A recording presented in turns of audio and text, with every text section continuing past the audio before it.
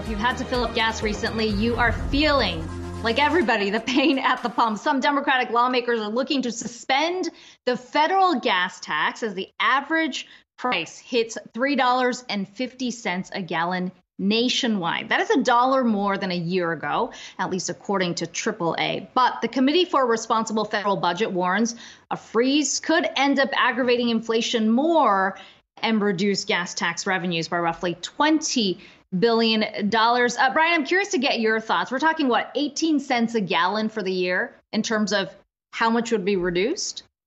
Yeah, so the tax holiday would not reduce gas prices that you're paying at the pump by $1. Let's just kind of get that out of the way. The estimate is that the federal gas tax is about 18 cents. And in fact, in many cases, states have a larger gas tax than the federal government does. And this is just covering the federal government, this proposed holiday, which, again, remains to be seen if this will actually get done.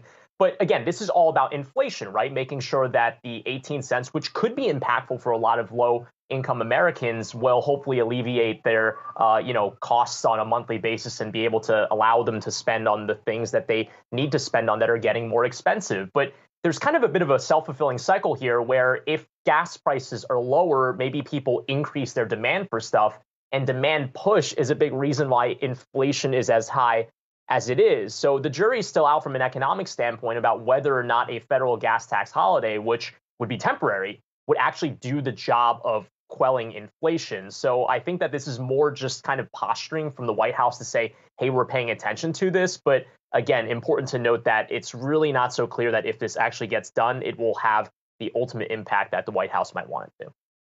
Well, underpinning all of this is just the political headwinds that Democrats are facing right now going into the midterms, especially as consumers. They're not looking at the inflation number per se. They're just looking at what they're having to pay in gas and food. And that has really translated to pressure on the White House as we've seen the president's numbers, approval ratings fall as we see the inflation numbers tick higher. So in many ways, lawmakers who are in these more vulnerable districts, certainly want to be seen as doing something, saying, we hear you, we understand the pain, we're making some moves. But to your point, I guess the question is, how much of an impact is that really going to have? And that seemed to be what we saw last year when the White House tapped into strategic petroleum reserves. And, the time it was, OK, this is great, but 2 months from now, 3 months from now, how big of an impact is that going to have? We're still seeing those prices go up. Yeah, and I think thematically, this also fits with, the White House has messaged that a lot of these price increases are due to anti-competitive behavior and strong pricing power. But I mean, we know that anti-competition is something that's not going to get done overnight. And in the immediate problem of high inflation now, I don't think we should expect any sort of pro-competition agenda to immediately be done to address these price pressures. And I think this is why in conversations that I've had with administration officials, they're saying, really, a lot of this falls on the Federal Reserve, and it's difficult for them to outright say that because they want to respect the Fed's independence. But the only agency that has the blunt tool to be able to, on the aggregate, address price increases is higher interest rates, higher borrowing costs. Very important ahead of later this afternoon. The Senate Bank Committee is supposed to hear the 5 nominees for the Federal Reserve from the Biden administration that will have a key hand in addressing those things. Reports now about whether or not the Republicans might want to kind of hold up one of those nominations, Sarah Bloom Raskin for the vice chair of supervision role. But these will be very key people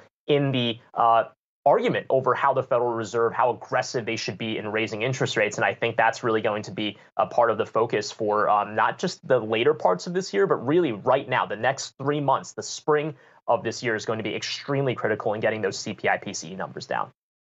Well, and Brian, bringing it back to the price of gas and, how significantly that affects consumers and also lawmakers, because the finger pointing goes in that direction. You mentioned we're talking about the federal gas tax now. Obviously, states have their own tax. California, one of the highest, if not the highest.